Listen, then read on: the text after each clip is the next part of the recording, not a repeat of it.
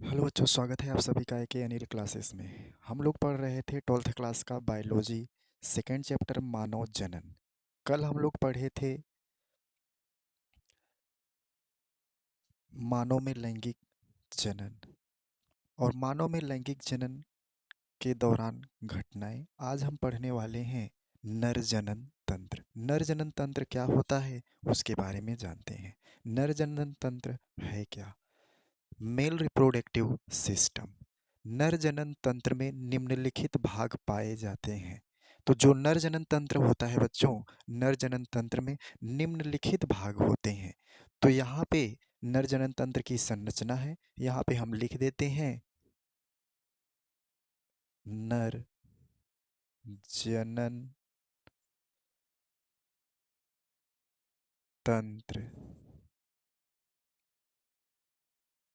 की संरचना।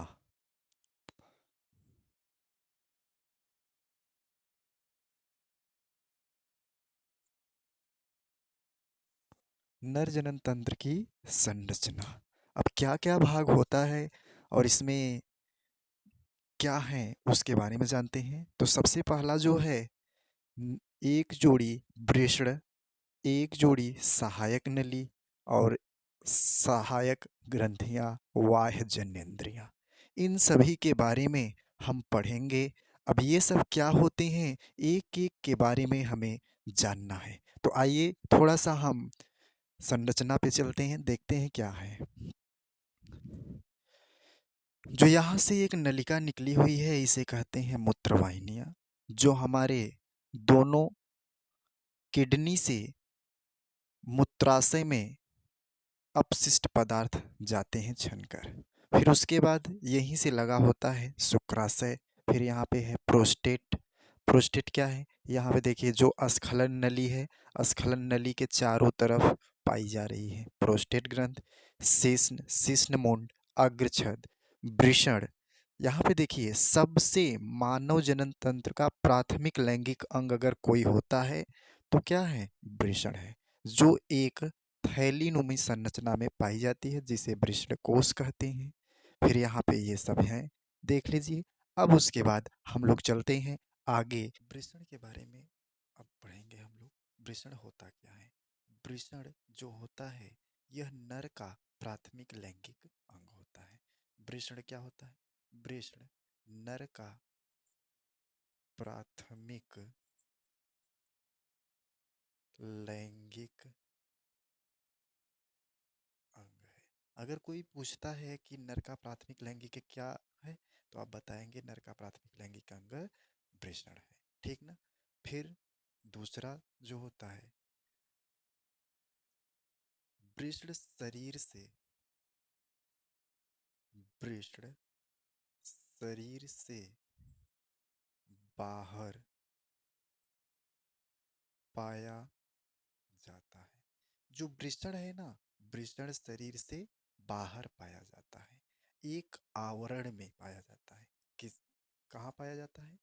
एक आवरण में पाया जाता है जिसे वृषण कोश कहते हैं। जिसे क्या कहते हैं? वृषण कोश कहते हैं।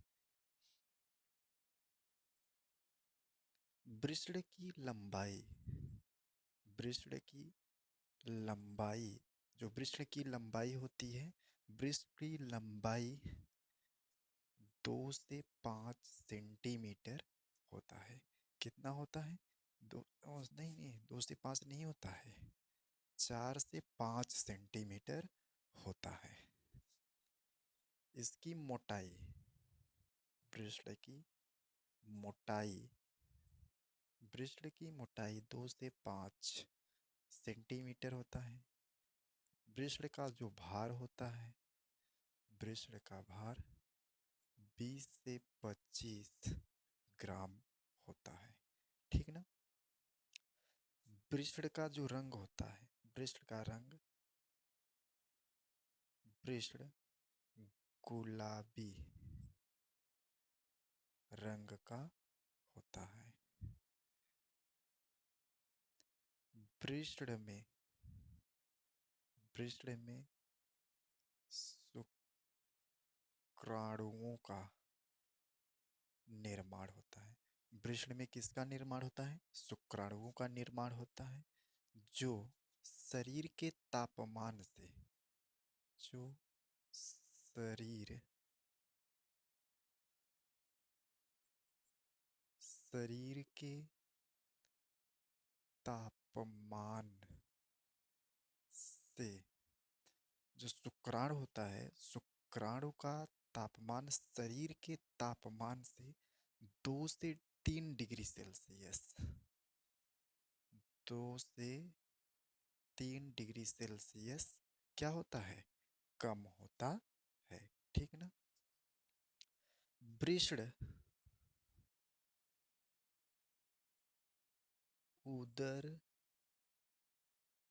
गुहा से बाहर पाया जाता है। ठीक। जो वृषण होता है उदर गुहा से बाहर पाया जाता है। यहां तक कोई दिक्कत किसी को? अब हम आगे चलते हैं।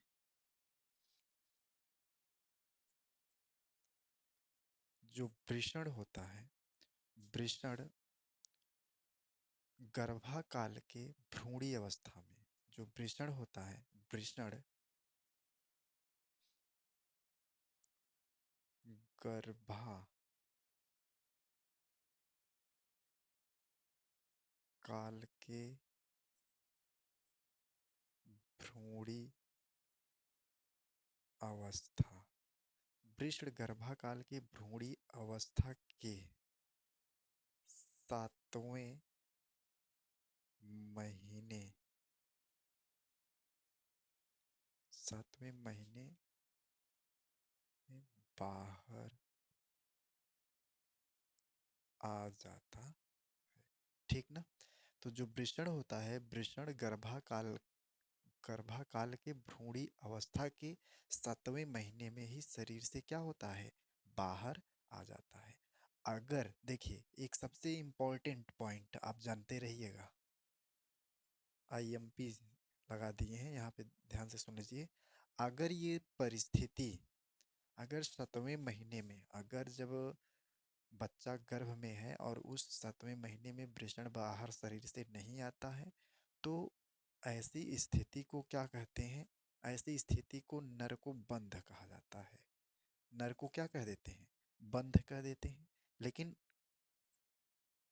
इस पूरी प्रक्रिया को क्रिप्टोकॉर्डिज्म क्रिप्टोकॉर्डिज्म के नाम से जानते हैं। किस नाम से जाना जाता है?